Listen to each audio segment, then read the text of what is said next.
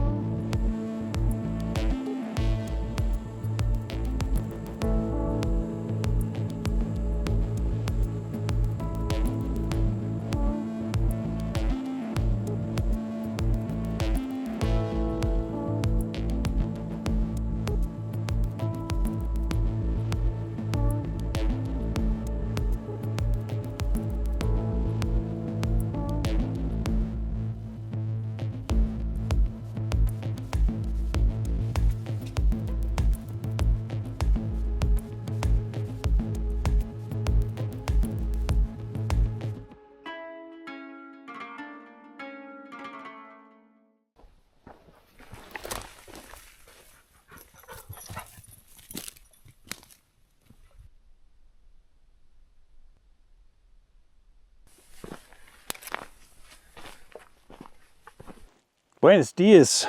It is a chilly morning out here in the high desert forest.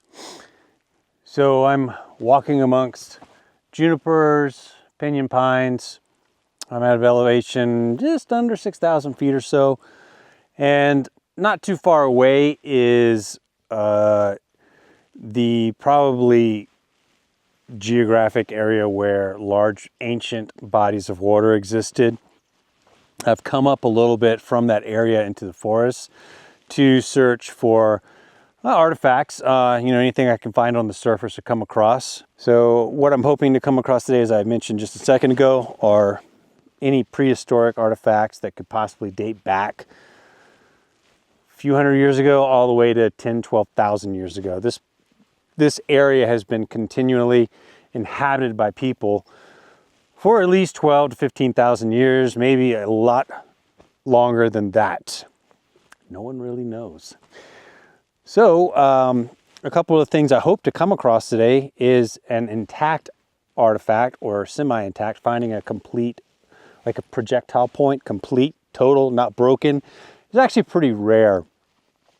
My last trip out, I covered a lot of ground. We walked miles and miles and miles, probably a 10-hour day, and we found like one scraper. So a lot of the times I don't find anything at all. And then sometimes I have a really great day, which makes up for all those days where I don't find much.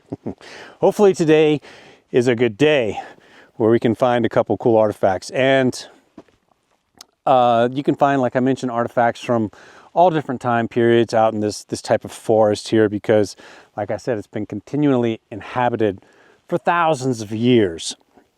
But what I hope to come across are stoned implements, tools, artifacts, projectile points, all those things from a time period, let's say the Archaic or Paleo time period. 6, 8, 10, 12,000 years ago. The only way I'd really know if an artifact is from that time period is if I was able to identify the artifact or the projectile point, like an atlatl dart or a spear point or something of that nature. So there's out here, there's two kind of cultures that existed. There's probably more, but I'm just talking about the two named cultures that I know offhand. Number one, the most famous would be the Clovis, and number two is the Western stemmed tradition. They both kind of ran parallel, but in the Intermountain West, there seems to be more of the Western stem tradition, if I'm getting my information correct, than the Clovis. The Clovis culture, that's like considered the first peoples. That culture was in North America and South America. The Western stem tradition seems to be limited to the Intermountain West of only North America. So it's interesting. So I'm always curious, did these two cultures collide? Did they compete for resources? You know, did the Western stem tradition is the reason why we don't find as much Clovis out in the Intermountain West, say, versus the Southeast of North America? Is it because the Western stem tradition, you know, pushed them out? I don't know. There's lots of questions, you know. Yeah, well, it's interesting. That might be the base of something. Or maybe it's just flaking. Well, I'm finding quite a bit of it here. Primary material is obsidian, but I no doubt could come across chert. So we just had some weather move through the area. A lot of rain. And that's going to uncover things. And it's also going to cover things. So as I've mentioned, I can only, and as I mentioned in most of my videos, I can only, you know, come across things on the surface. That's, you know, as far as legalities involved. If I come across something on the surface, then by all means I can have a look at it. And what I usually do is I just document it, take a picture or video or something, and leave it where I found it. The reason why I could possibly find artifacts from, say, 12,000 years ago on the surface out here is because this area, say, versus east of the Rockies, like the eastern woodlands, is not heavily vegetated. It's a lot of open ground. So think about it. The terrain is always changing out here. Lots of heavy winds whenever we get precipitation, you know, combination of it all, snow, rain, whatever. It continually moves things around, uncovers things, and covers things. So that's how I could possibly come across something so old. Oh, here's more. Yeah, well, we're in an area where there's a good bit of, oh, I just found a point. Right on. Oh, yeah. That is most definitely a point right there. Okay. Yeah, look at that. Wow. I can't really get a close-up with this camera, so we'll go in with another camera. All right, we're doing a close-up, and kind of where my camera's sitting, that's where I found the point. I'm going to actually just move up a little bit to get into the sunlight. All right, so we're looking at the side that was in the dirt. Let me just flip this over. This was the exposed side. Wow.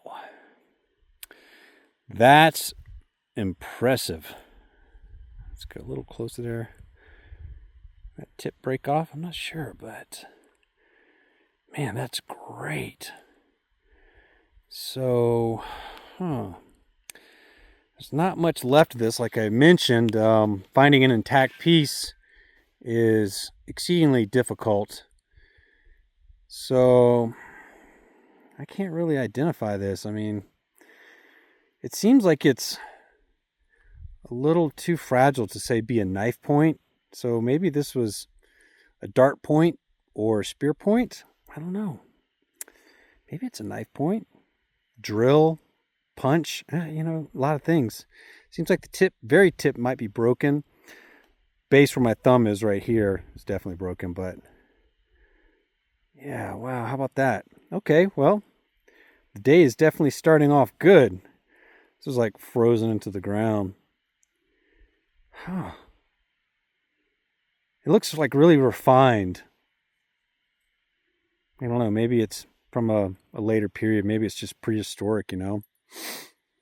Could be archaic. It just seems like it's really refined, really delicate. So I'm not a professional at this, but viewers, what do you think? So that was a good way to start the day. And of course the question is, did that point wash down the drainage or was it uncovered?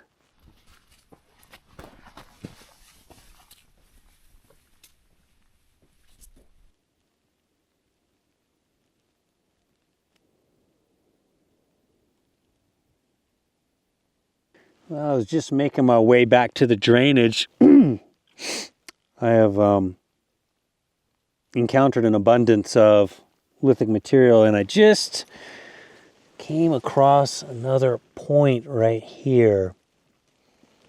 Absolutely. So let's have a look at this one. All right. Oh, yeah. So there's the side that was in the dirt. There's this camera's not going to focus very well, but that may be a knife point. All right, there we go. Yeah, I feel like this might be a knife. So the first thing you're going to notice compared to the first piece I found, this is a lot wider. However, there's been a lot of detail to it. It's a biface. You can see it's been worked on both sides. The first point was also worked on both sides, but it was a lot more delicate. So I feel that might have been more geared toward, I don't know, maybe a punch or a drill or something. I could be completely wrong, but I feel like this might be more of like a knife. It's more substantial. Probably stronger. Yeah. Like I said, I'm not a professional at this, but this is a really beautiful piece. And let's put it to the sun. I really like to do that so you can check that. See through the obsidian. Isn't that just fantastic? So here's the point, the obsidian point, and just like I mentioned a second ago, if you look just right here where my finger's pointing, those are hoof prints from cows, whatever animals out here. And, you know, if cow or other large animals stepped on that, could shatter it. So generally what I do is I'll find maybe some rocks or a larger piece of wood, like this is kind of, you know, got some concave in it. And I can just kind of put it over that for some type of protection, and I leave it, mark it with the GPS point. So if I ever want to, you know, come back and have a look at it, it's there. So that's what I usually do with the pieces that I find. I kind of put some protection over them to where like it's not sitting on the artifact, but like gives it some space, but then maybe the animals won't step right on it. I don't know. You know, it is what it is. All right, 2 interesting pieces thus far. I don't believe either of them are projectile points, but I could be entirely wrong.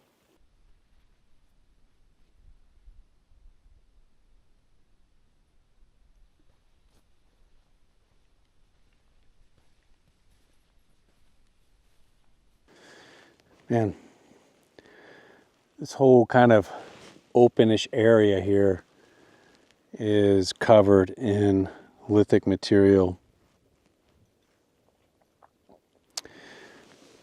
Camera's not going to really give it justice, but there's just obsidian flaking pretty much covering the entire ground here.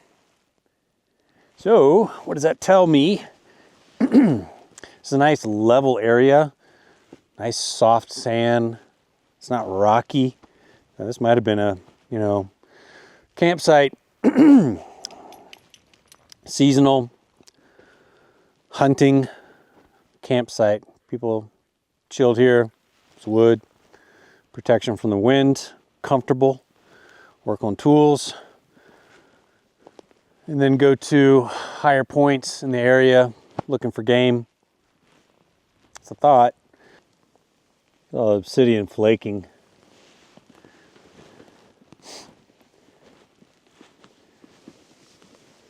All the black specks. Ground's covered. But I'm kind of making my way in this direction now, and this is kind of a slight drainage here. I can definitely see this is a path that water, flows down. But just came across an interesting rock right here, and I think, oh man, yeah, okay, this is a tool. This is a tool. This is either a tool or a core stone, but you can see where the flakes have been napped off this thing. It's got a nice flat section here, and then you can see. So this is yeah, I feel like this is a tool of some sort. It fits my hand, feels really good in my hand. I don't know, it's got an edge. Why don't we do a close-up with the other camera to get a little more detail. All right, here we go. This is interesting. You can see where it's been worked all on this side. That's been worked. Interesting piece. I'm not certain if this is a tool or a core stone. So maybe, I don't know. It's hard to say, but this side was definitely worked. I've seen something similar like this, except the material was basalt. I think it's one of the chert jasper flints. Yeah, this is fascinating. So, I don't know. What do you guys think? This could be used for pounding, maybe. It does have an edge on it. Yeah, hard to say. Continuing to follow this path of water as it flows down. That's where I just found that, what I think is a hand tool or core stone, but I've got some multiple pieces right here. I've got a piece right here, and then look at this. So let me grab the other camera just to get some better detail as I have a look at these. All right, look at this piece right here. Oh, man. Ooh, that's a point, isn't it? Yeah, we got some working right there on that side. Oh, man, yeah. This might not have been finished, but that point sure does look good, doesn't it? Wow. It might have been a bigger piece. It just broke. They hit it in the wrong spot, and we're like, dang it, threw it down. I don't know. You can see that large area there. So this could have been, looks like it was getting worked all along this area here, and then maybe something happened. They didn't continue on down. Hard to say. Wow, that's great. Put that back down. Then just past that one, there's this.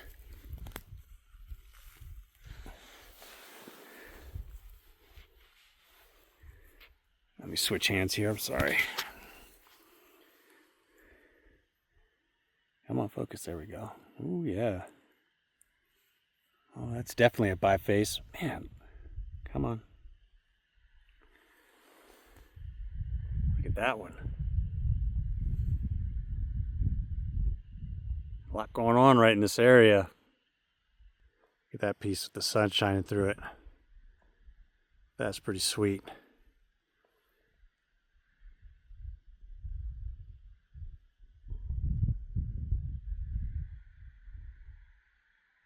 Well, this was a busy area. No doubt a camp of some sorts. And, oh, I just found another piece. Oh, what do I got here? Yes, this is exactly, oh, this is what I was looking for. Oh, perfect. Let me do a close-up. Yeah, score. So this is, I believe, to be a base. And of course, like I've mentioned at the start of this video, finding an intact artifact is pretty rare. So a lot of times you find a broken tip or a base, a broken base. It's either one or the other, and I believe this to be a base. This, if I'm identifying this correctly, is a Pinto Basin point. That's identified by right here, what I'm pointing out with my thumb. These two kind of tangs at the base here. Yeah, so the tip would have been about, you know, where my fingertip here, pardon the other camera's turned off, where my fingertip is here, that's probably how big it would have been. I think this is a Pinto Basin artifact. That's old, man. That's in the Archaic period. That could go back 8,000 years. Granted, the Archaic period's a long stretch of time, but if I got my numbers correct, it's like 2,000 to 8,000 years ago, Pinto Basin. I might be off a few here and there, but that is exactly what I was looking for. A lot of times it's easier to identify with the base of an artifact because the notching or tangs or all the lithic technology is a little more identifiable, I should say, if that makes sense. So that is pretty sweet. That gives me an idea now of what I may be running into. That's very nice.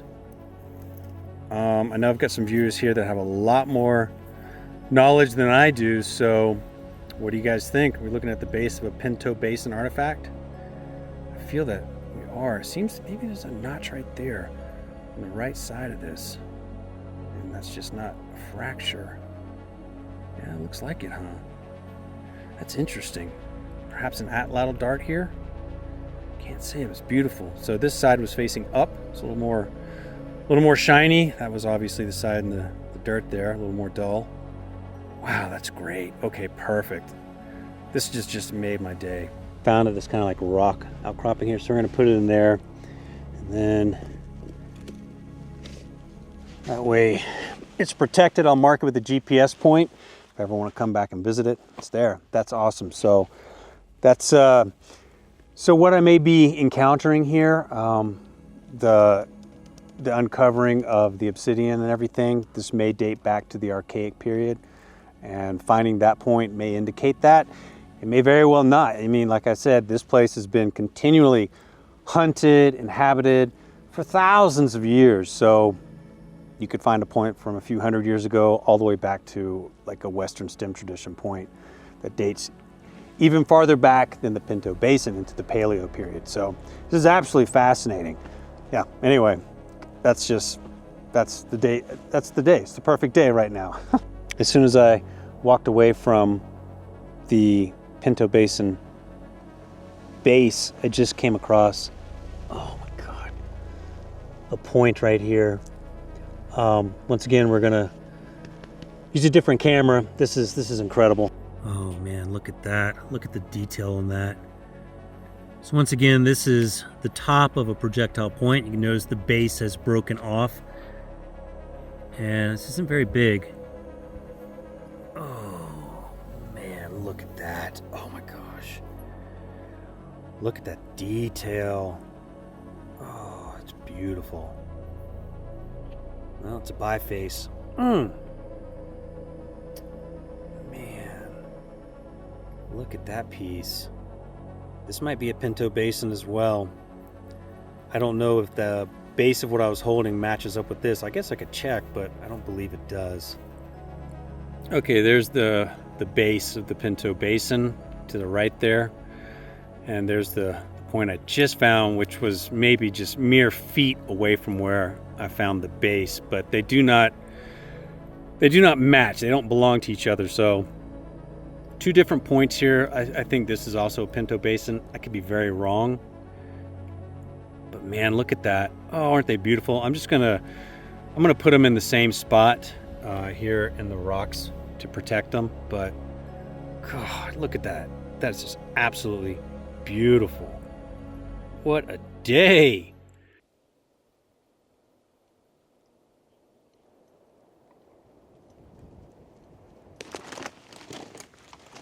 I don't think I can top the day, so we're gonna start making our way back to the truck, wander some more drainages. what a fantastic day. Certainly made up for the trip I had just before this one, where I was out for like 10, 12 hours and found a small scraper at the very end of the day. It's a lot of walking, but that's just the way it is, you know. So this definitely makes up for that. But that's how it is when you're going out and exploring and searching for things. Sometimes you just don't find anything. And sometimes you find really cool stuff. So, you know, you just keep at it. It's a pretty serious drainage here. A lot of, getting pretty deep. And I'm still finding obsidian flaking at the bottom of this, so it's either uncovering it or washing it down. Hard to say when it's on the surface, you know. So here, right here at the very bottom, there's obsidian flaking. That's just getting uncovered. That's down pretty deep. Fascinating. So folks, thank you very much for watching. I've got lots more content on the way. If you're new to the channel, consider subscribing. It is free and it helps the channel grow. Very helpful. So thank you all. We'll see you next time. D-Rock out. Adios.